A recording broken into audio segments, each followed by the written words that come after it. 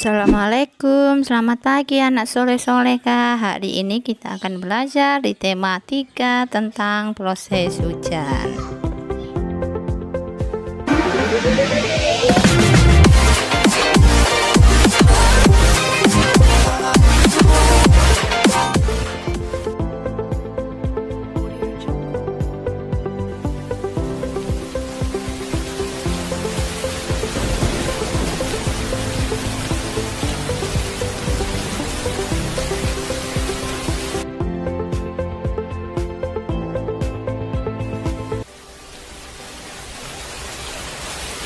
Wah, hujannya belum reda.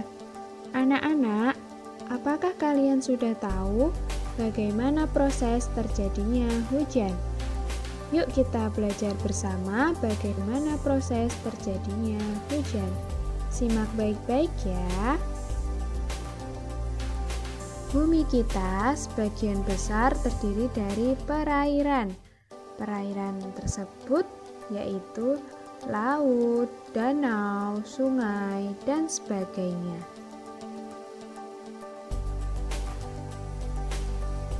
Matahari yang selalu menyinari bumi dengan teriknya menimbulkan efek panas. Panas matahari inilah yang membuat perairan dan benda-benda lain yang mengandung air menguap ke udara dan terus bergerak menuju langit. Uap air berkumpul dan memadat membentuk awan-awan kecil.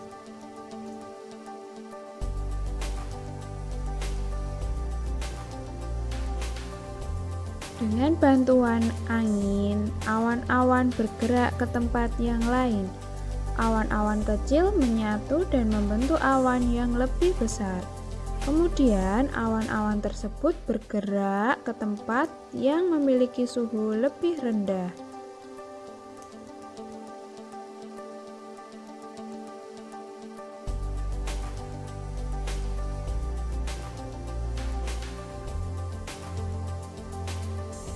Semakin banyak awan-awan yang terkumpul, maka awan akan semakin kelabu. Kemudian titik-titik air yang terkandung pada awan akan semakin berat dan tidak terbendung lagi, sehingga membuat titik-titik air jatuh ke bumi. Titik-titik air inilah yang disebut dengan hujan. Nah, agar lebih paham lagi, mari kita rangkum proses terjadinya hujan. Panas matahari membuat air di perairan menguap ke udara. Kemudian, uap air berkumpul berubah menjadi awan. Nah, awan-awan ini kemudian bergerak dan menyatu membentuk awan yang lebih besar. Semakin banyak awan yang terkumpul, maka semakin banyak uap air yang terkumpul pula. Nah, awan yang terkumpul semakin banyak, maka akan semakin tebal dan menghitam. Kemudian, awan tersebut bergerak ke tempat yang memiliki suhu lebih rendah. Semakin banyak titik-titik air yang terkandung pada awan, semakin berat sehingga tak terbendung lagi. Kemudian titik-titik air tersebut jatuh ke bumi. Nah, titik-titik air yang jatuh ke bumi inilah yang disebut dengan hujan. Kemudian, titik-titik air ini kembali meresap ke tanah.